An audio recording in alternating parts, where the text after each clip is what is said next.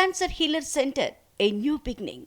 ఇటీవల వరంగల్ బీసీ గర్జన సభలో మల్లన్న చేసిన వ్యాఖ్యలే ఈ మొత్తం వివాదానికి కారణమయ్యాయి.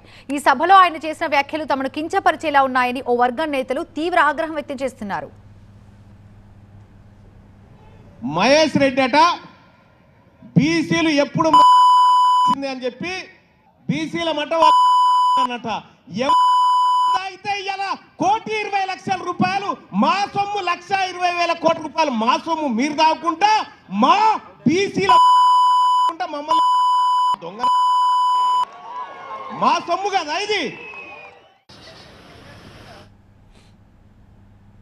పూర్తి డీటెయిల్స్ మా ప్రతినిధి ప్రభాకర్ లైవ్ లో అందించడానికి సిద్ధంగా ఉన్నారు. ప్రభాకర్, ఎమ్మెల్సీ తీన్మార్ మల్లన్నకి కాంగ్రెస్ క్రమశిక్షణ సమితి షోకాజ్ నోటీస్ ఇచ్చినట్టు తెలుస్తోంది. దీనికి సంబంధించి పూర్తి అప్డేట్స్ ఏంటి?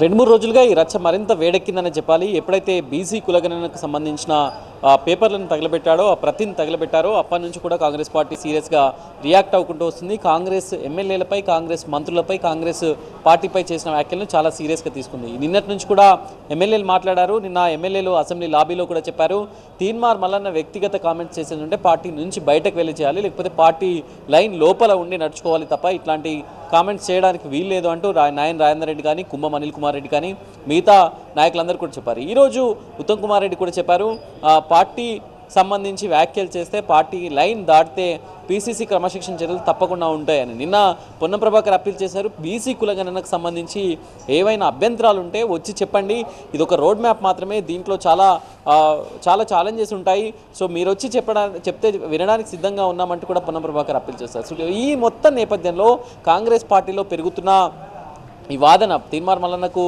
కామెంట్స్కి వ్యతిరేకంగా పెరుగుతున్న వాదనతో కాంగ్రెస్ క్రమశిక్షణ కమిటీ చైర్మన్ చిన్నారెడ్డి కూడా కొద్దిసేపటి క్రితమే గాంధీ భవన్కి వచ్చారు.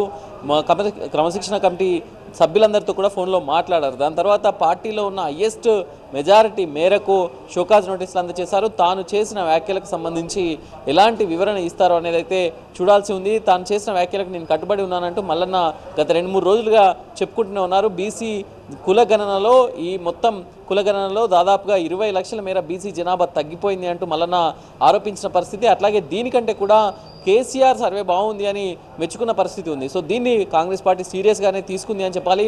సో ఆ నేపథ్యంలోనే ఈరోజు పీసీసీ నుంచి షోకాజ్ నోటీసులు అందాయి. షోకాజ్ నోటీసులు ఎట్లాంటి సమాధానం ఇస్తారనేది అయితే చూడాల్సి ఉంది. ఇంకా దీనికి టైం బాండ్ అనేది పీసీసీ షోకాజ్ నోటీసులు బయటకు వచ్చిన తర్వాత ప్రస్తుతానికైతే షోకాజ్ నోటీసులు అయితే మల్లన్నకు పంపినట్టుగా తెలుస్తుంది. Right, thank you Prabhakar. Cancer healer centre, a new beginning.